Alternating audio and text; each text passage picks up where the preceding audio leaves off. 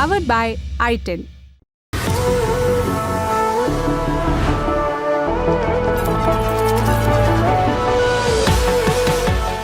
3 सितंबर का दिन संशोधनों का दिन रहा। पश्चिम बंगाल में यौन हिंसा, सेक्सुअल वायलेंस जिसको कहते हैं, उसके खिलाफ कानून में संशोधन हुआ, जिससे ये बहस भी उठी कि क्या राज्य सरकार कोई ऐसा कानून बना सकती है जो केंद्र के कानून में संशोधन करता हो। एक और प्रदेश में सरकार ने अपने ही आदेश में संशोधन किया और 3.25 लाख सरकारी मुलाजिमों के नाम नई चिट्ठी जारी की। और तीसरा संशोधन जो एक OTT सर्विस प्रोवाइडर ने किया, ताकि ये सुनिश्चित किया जा सके कि सूचनाएं और सूचनाओं के पीछे की सूचना लोगों तक तत्सम रूप में पहुंचे। इन सब खबरों पर आज बात करेंगे। नमस्ते, अपन है कुलदीप और आप देखना शुरू कर चुके हैं दी लल्लन टॉप शो। शुरुआत पश्चिम बंगाल के नए कानून से करते हैं। आरजी कर मेडिकल कॉलेज में रेप और हत्या के बाद से ममता बनर्जी की सरकार ढिलाई और लापरवाही के आरोपों से जूझ रही है, आप जानते हैं। ऐसे में राज्य सरकार ने आज विधानसभा के एक विशेष सत्र में एक नया एंटी रेप कानून टेबल किया। इसका नाम है अपराजिता महिला और बाल बिल 2024। ये बिल प्रदेश में पहले से चले आ रहे आपराधिक कानूनों की लिस्ट में संशोधन प्रस्तावित करता है। इसके साथ ही ये बिल 2023 के भारतीय न्याय संहिता और भारतीय नागरिक सुरक्षा संहिता के साथ साथ साल 2012 के prevention of children from sexual offences act यानी कि पॉक्सो एक्ट में भी कुछ प्रावधानों में संशोधन की प्रस्तावित करता है। यानी राज्य और केंद्र दोनों के कानूनों में बदलाव की बात इसमें की गई है। 28 अगस्त 2024 को राज्य कैबिनेट ने इस बिल के मसौदे को मंजूरी दी थी। उस वक्त मुख्यमंत्री ममता बनर्जी ने मीडिया से बात की थी और कहा था कि अगर राज्य सरकार के पास ताकत होती तो हम ये सुनिश्चित करते कि आरजी कर मेडिकल कॉलेज में हुई घटना के 7 दिनों के भीतर मुख्य आरोपी को मौत की सजा मिले। हम इस केस के आरोपी को मौत की सजा दिलवाने के लिए एक कैंपेन लॉन्च करेंगे। बिल कैबिनेट से पास हुआ तो फिर उस पर विधानसभा में वोटिंग होनी थी। उसके लिए सरकार ने सोमवार 2 सितंबर को 2 दिनों का विशेष विधानसभा सत्र बुलाया था। 2 सितंबर को कुछ कारणों से यह बिल टेबल नहीं हो सका। 3 सितंबर को यह बिल टेबल किया गया। इस बिल की खास बातें क्या हैं वो जान लीजिए। अगर रेप केस में पीड़िता की मौत हो जाती है या पीड़िता अपने होशो हवास में नहीं रहती है, जिसे वेजिटेटिव स्टेट कहते हैं, ऐसी स्थिति में दोषी को सजाए मौत दी जाएगी।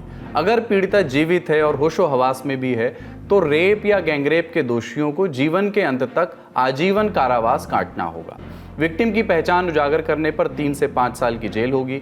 रेप के मामलों में प्राथमिक सूचना मिलने के 21 दिनों के अंदर मामले की जांच पूरी कर ली जाएगी। पहले ये समय सीमा 60 दिन होती थी, 2 महीने का।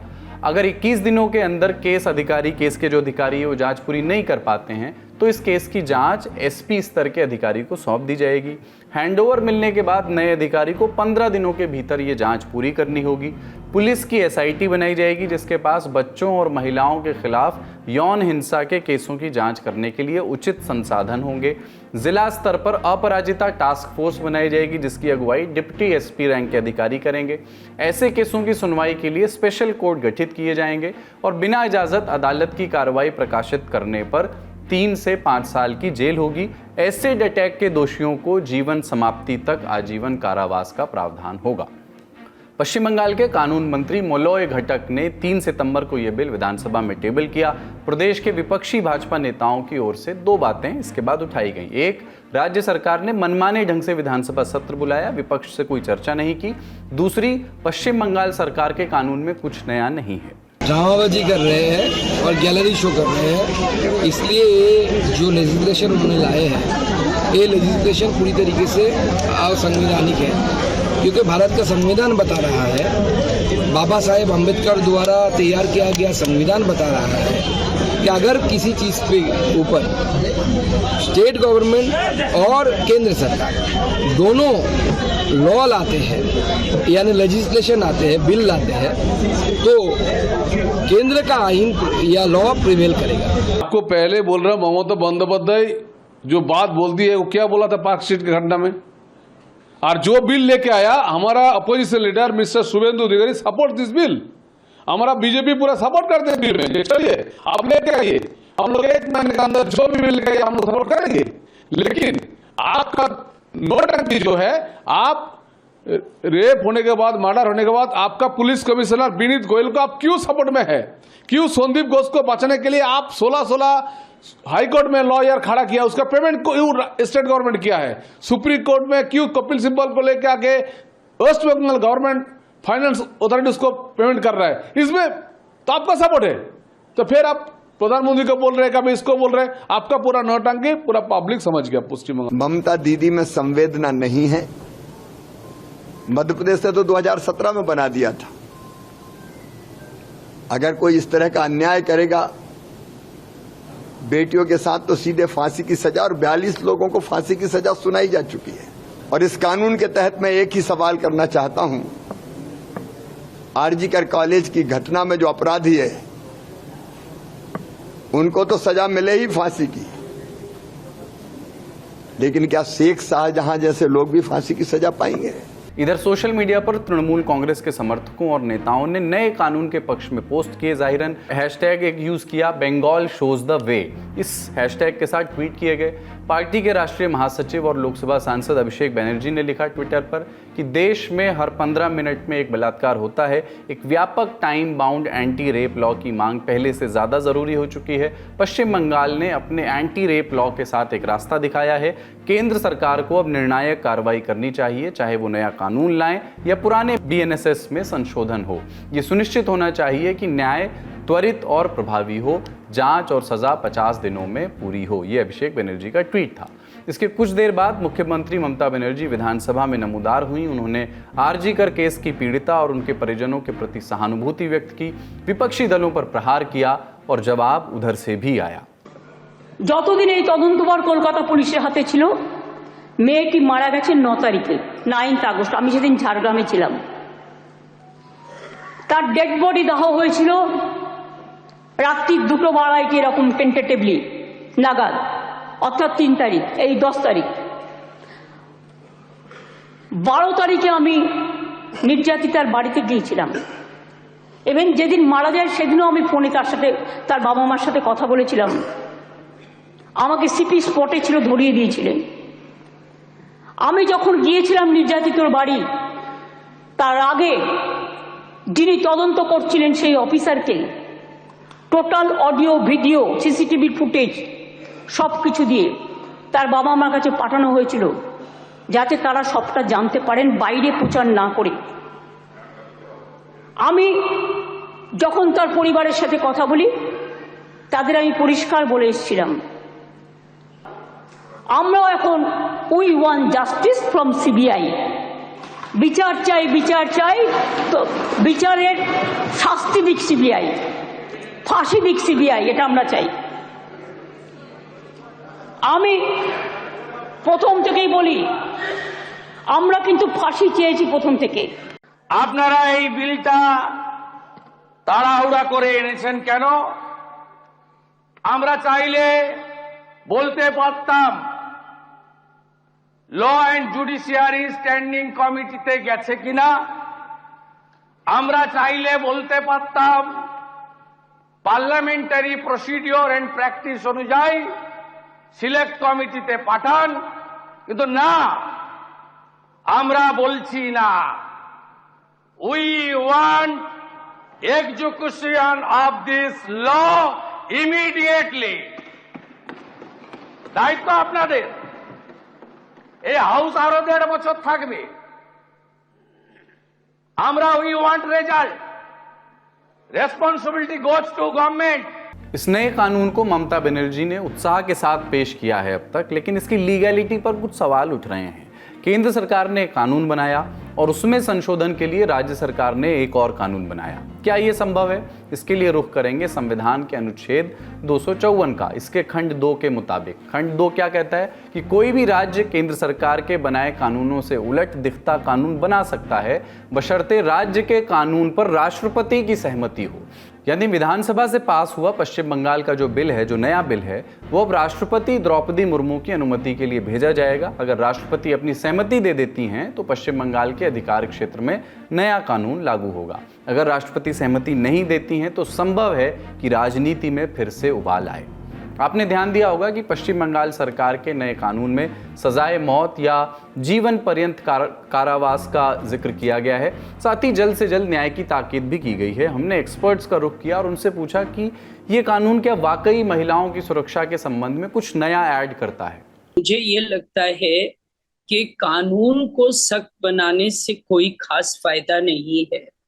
कानून को ज्यादा सिक्योर बनाने के लिए उसमें इन्वेस्टिगेशन अच्छी होए, उसमें कोई टेम्परिंग ना हो। और आप जो भी पनिशमेंट दे रहे हैं, आपको इंश्योर करना है कि जो सबूत है, जो आसपास का एविडेंस है, जो क्राइम सीन का एविडेंस है, वो कोई आके टैंपर ना कर ले। तो ये आप इंश्योर कैसे करेंगे?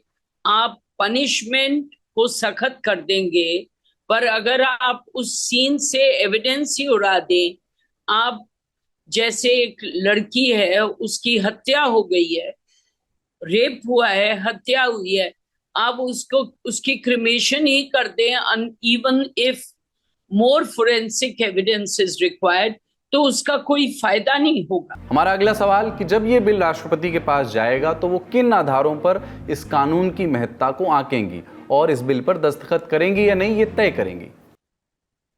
प्रेसिडेंट का रोल इन केसेस में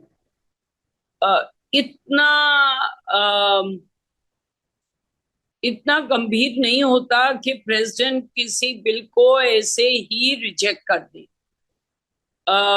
अगर कोई सब्जेक्ट स्टेट सब्जेक्ट है या कंकरेंट सब्जेक्ट है और कंकरेंट सब्जेक्ट होके वो उस फील्ड को वो फील्ड कवर्ड नहीं है, तो स्टेट्स अपनी लेजिस्लेशन लाते हैं।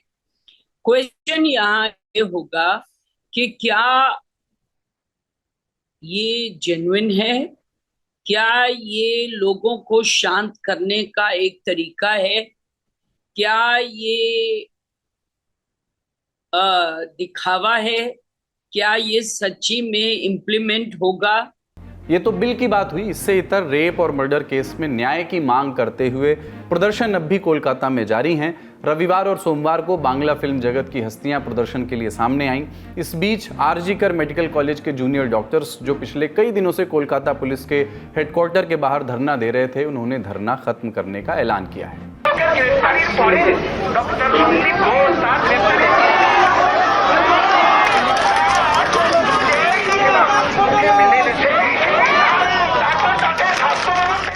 इसके साथ ही आरजीकर मेडिकल कॉलेज के पूर्व प्रिंसिपल डॉक्टर संदीप घोष को 8 दिन की सीबीआई कस्टडी में भेज दिया गया है। बीती शाम उन्हें वित्तीय अनियमितता के एक केस में गिरफ्तार किया गया था। इस खबर में फिलहाल इतना ही। अगली खबर की ओर बढ़ते हैं, जो है हरियाणा से। हरियाणा के फरीदाबाद में 10 दिन पहले 19 साल के छात्र आर्यन मिश्रा की हत्या कर दी गई थी। अब ऐसे आरोप सामने आए हैं कि यह हत्या कथित गोरक्षकों ने गोली मार करके की थी। आरोपियों को शक था कि आर्यन गो तस्कर है, जिसके बाद उन्होंने कानून व्यवस्था को ताक पर रखते हुए खुद ही उन्हें रोकने के लिए वो निकल गए और उन पर गोली चला दी। पुलिस ने इस मामले में 5 आरोपियों को गिरफ्तार किया है। इंडिया टुडे की रिपोर्ट के मुताबिक आर्यन मिश्रा 23 अगस्त की रात अपने दोस्तों हर्षित और शैंकी के साथ कुछ खाने के लिए घर से निकला था।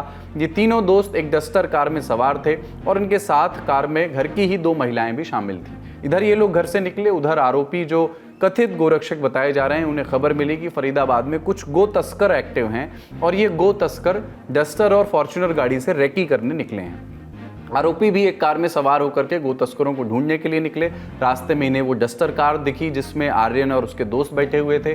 कार हर्षित चला रहा था। हर्षित और शैंकी का कुछ दिन पहले एक व्यक्ति से झगड़ा हुआ था। जब गाड़ी पीछे लगती हुई उन्होंने एक गाड़ी पीछा करते हुए उन्होंने देखा तो उन्हें शक हुआ कि जिनसे उनका झगड़ा हुआ था शायद वही लोग आए हैं। बचने के लिए हर्षित ने करीब 25 किलोमीटर तक कार दौड़ाई।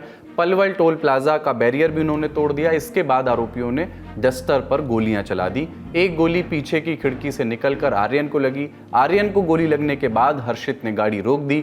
हमलावर गाड़ी से उतरे और आर्यन के सीने में एक और गोली मार दी। इस बीच हमलावरों की नज़र गाड़ी में पीछे बैठी महिलाओं पर पड़ी। तब उन्हें लगा कि कुछ गलती उनसे हो गई है। तुरंत वो लोग वहां से भाग गए। हमले में आर्यन की मौत हो गई। फरीदाबाद पुलिस के एक अधिकारी ने बताया कि गिरफ्तार लोगों की पहचान अनिल कौशिक, वरुण, कृष्णा, आदेश और सौरभ के रूप में हुई है। पुलिस ने बताया कि आरोपियों ने शुरू में उन्हें गुमराह करने की कोशिश की और दावा किया कि उन्होंने हत्या के लिए इस्तेमाल किया गया हथियार नहर में फेंक दिया है। हालांकि बाद में वो हथियार अनिल के घर से बरामद कर लिया गया। सभी आरोपी जो हैं वो फरीदाबाद के रहने वाले हैं और उनको अभी जो है वो पुलिस कस्टडी के अंदर भेज दिया गया है। मैटर की जो इन्वेस्टिगेशन, जो प्रारंभिक जो इन्वेस्टिगेशन है उसमें सामने आया कि जो आरोपी है और जो मृतक है वो एक दूसरे को जानते नहीं थे। उनका अभी तक का कोई सच पीछे कोई कॉन्स्पिरेसी या फिर किसी तरीके की रंजिश कोई सामने नहीं आई है। जो आरोपियों ने जो पूछताछ के अंदर बताया है उन तथ्यों की अभी जांच की जा रही है। मैटर जो है वो अभी अंडर इन्वेस्टिगेशन है। आरोपियों ने यह भी दावा किया है कि उन्हें खबर मिली थी कि कुछ गो तस्करों ने अपने साथियों को बुलाया है और सुनसान इलाके से ट्रक में गायों को भरकर ले जाने के लिए कहा है, इसलिए उन्होंने पीछा किया और गोली चलाई। वहीं आर्यन के पिता का कहना है कि गाड़ी में जो और लोग बैठे थे उन्हें खरोंच तक भी नहीं आई है और उनके बेटे को 2 गोलियां मार करके उनकी जान ले ली गई। ये कहकर वो घटना में किसी दूसरी साजिश की ओर इशारा कर रहे हैं। हमारे दिल में ये सवाल उठ रहा है जी, 30 किलोमीटर तक गोली चली और जाके पलवल में गोली लगी और गौ कसकर समझ के इनको अधिकार मिला हुआ है कि गोली मार दें हमको। ये अधिकार गवर्नमेंट दी है, मोदी सरकार ने दी है, तो क्यों दी है? लेकिन अनिल कौशिक से हम सिर्फ यही पूछा था मैंने कि दूसरी गोली कैसे लगी कंधे पे? 2 गोली लगी है। 2 लगी है। एक लगी है सिर में। एक सिर में लगी है। हाँ। और दूसरी कैसे यहाँ लगी? 2 गोली लगी है। 2 लगी। मौत हुई है 2 गोली से। 2 गोली से, हाँ। और 3 जो 4 बचे हैं उनको गोली क्यों नहीं लगी? हमारे पूरे हरियाणा के अंदर मेरे नाम की देख ली पुलिस चौकी में किसी में फायदा कोई भी एप्लीकेशन तक नहीं होगी, क्यों? हम लाइन परदेसी हैं, आदमी कमाने खाने वाले हैं। तो जो उसका मर्डर हुआ किस वजह से हुआ, किसकी वजह से हुआ, ये नहीं पता चल रहा है जी मेरे को। मकान मालिक ले गए हैं, उनकी बीबी और हर्षित और संकित और कीर्ति बता सकते हैं इसलिए। इस मामले में AIMIM के अध्यक्ष और हैदराबाद से सांसद असदुद्दीन ओवैसी ने ट्वीट किया है। उन्होंने लिखा है कि हरियाणा में 12वीं में पढ़ने वाले आर्यन मिश्रा को मुसलमान समझकर गोरक्षकों ने गोली मारकर कत्ल कर दिया। लल्लन टॉप की टीम भी इस वक्त फरीदाबाद में है इस खबर को कवर करने के लिए। वहां इस पूरे मामले पर और भी जानकारियां दे रही हैं हमारी रिपोर्टर रक्षा। आर्यन से माता पिता और उनके भाई से बातचीत के बाद 2 नए अपडेट्स इस मामले में सामने आ रहे हैं। पहला तो ये कि जो 4 लोग आर्यन के साथ उस रात गाड़ी में मौजूद थे वो आर्यन के घर के नीचे वाली फ्लोर पे ही रहते थे, लेकिन इस वक्त उस मकान पर ताला लगा हुआ है। वो लोग, आर्यन के घर वालों का दावा है कि वो लोग अपना सामान लेकर दूसरी जगह शिफ्ट हो गए हैं। दूसरी जो नए अपडेट इस मामले में है वो आर्यन के भाई ये दावा कर रहे हैं कि तमाम मीडिया में उन लोगों ने खबर चलाई कि आर्यन उस रात मैगी खाने गया था, मॉल गया था, लेकिन असलियत में वो लोग आर्यन को लेके अपने बेटे शैंकी के लिए एक नया घर देखने गए थे। शैंकी वही लड़का है जिसे लेकर तमाम खबरें चल रही हैं कि उसके ऊपर कई केसेस हैं, उसके लिए पुलिस इस घर में कई बार आ चुकी है। उसके लिए वो उस रात मकान ढूंढने गए थे। इसके अलावा इस मामले को लेके कई सारी गुत्थियां हैं जो अभी भी अनसुलझी हैं, जिसे लेकर पुलिस जांच कर रही है। सबसे बड़ी जो इसमें गुत्थी है वो ये कि 2 गोलियां चली हैं और दोनों ही आर्यन को लगी। उसके अलावा उस गाड़ी में 4 और लोग थे, लेकिन किसी को बिल्कुल भी खरोंच नहीं लगी है, किसी के शरीर पे कोई भी निशान नहीं है, ना ही किसी को गोली लगी है। बड़ी खबरें यहीं तक, अब सुर्खियों की ओर बढ़ते हैं। छत्तीसगढ़ के दंतेवाड़ा में 3 सितंबर को सुरक्षाकर्मियों और नक्सलियों के बीच मुठभेड़ हुई। पुलिस ने बताया है कि अब तक 9 नक्सलियों को मार गिराया गया है। घटनास्थल से इन नक्सलियों के शवों के साथ SLR राइफल्स, 303 बोर राइफल्स और 315 बोर राइफल्स बरामद की गई हैं। मुठभेड़ दंतेवाड़ा और बीजापुर जिलों के बॉर्डर पर हुई। इंडिया टुडे की खबर के मुताबिक पश्चिमी बस्तर डिवीजन में माओवादियों की मौजूदगी की खबर मिलने के बाद पुलिस टीमें वहां पर पहुंची थी सर्च ऑपरेशन के लिए, और इस ऑपरेशन के दौरान सुबह करीब 10:30 बजे पुलिस का सामना नक्सलियों से हुआ। दोनों तरफ से रुक रुक कर फायरिंग शुरू हुई। थोड़ी देर में फायरिंग तेज हो गई। इसी ऑपरेशन में 9 नक्सली मारे गए। किसी भी जवान के हताहत होने की खबर नहीं है। खबर लिखे जाने तक ऑपरेशन जारी था। वो टीम यहां ऑपरेशन के लिए पहुंची थी। उनमें जिला रिजर्व गार्ड यानी DRG, स्पेशल टास्क फोर्स यानी STF के जवान भी थे। उनके अलावा CRPF और BSF की टीमें भी के जवान भी शामिल थे। अगली खबर उत्तर प्रदेश से है। जिन 3.25 लाख सरकारी कर्मचारियों की इस महीने तनख्वाह रोक दी गई थी, उन सभी को 1 महीने की मोहलत और मिल गई है प्रदेश सरकार की ओर से, ताकि वो संपत्ति से जुड़ी जरूरी जानकारियां सरकार को दे सकें। 2 सितंबर को उत्तर प्रदेश से खबर आई कि इस महीने 2,44,000 सरकारी कर्मचारियों को सैलरी नहीं मिलेगी। उनकी सैलरी सरकार ने रोक दी है। ऐसा इसलिए क्योंकि इन सरकारी कर्मचारियों ने अपनी संपत्ति का ब्यौरा सरकार को नहीं दिया था। उत्तर प्रदेश सरकार ने 31 अगस्त तक सभी सरकारी कर्मचारियों को अपनी चल और अचल संपत्ति का ब्यौरा देने के लिए कहा था। इसके लिए मुख्य सचिव मनोज कुमार सिंह ने 17 अगस्त को आदेश जारी किया था। संपत्ति का ब्यौरा मानव संपदा पोर्टल जो है उस पर देना था। 31 अगस्त की डेडलाइन थी।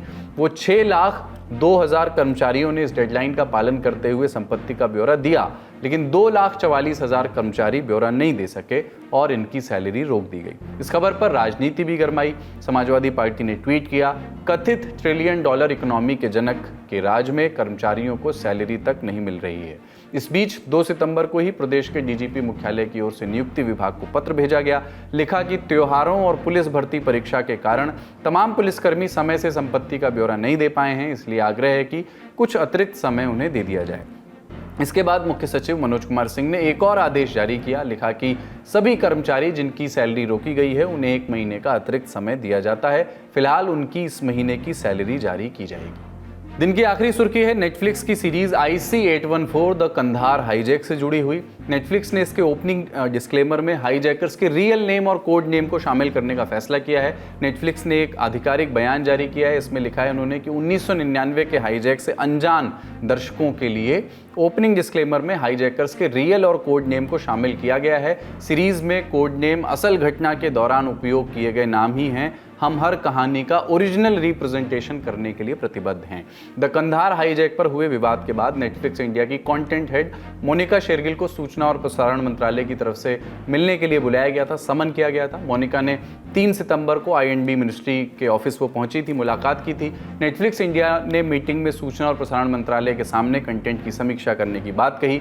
इस वेब सीरीज में आतंकियों के हिंदू नामों पर विवाद हुआ था और इसी के बाद मंत्रालय ने मोनिका को जवाब देने के लिए बुलाया था, क्योंकि वो सूडो नेम के साथ वो सीरीज में दिखाया गया था और एक जगह असली नाम भी बताया था, लेकिन वो काफ़ी आगे चल करके था। आज का ललन टॉप शो यहीं तक। अपना और अपनों का ख्याल रखिए। देखते रहिए दी ललन टॉप। शुक्रिया, शुभ रात्रि।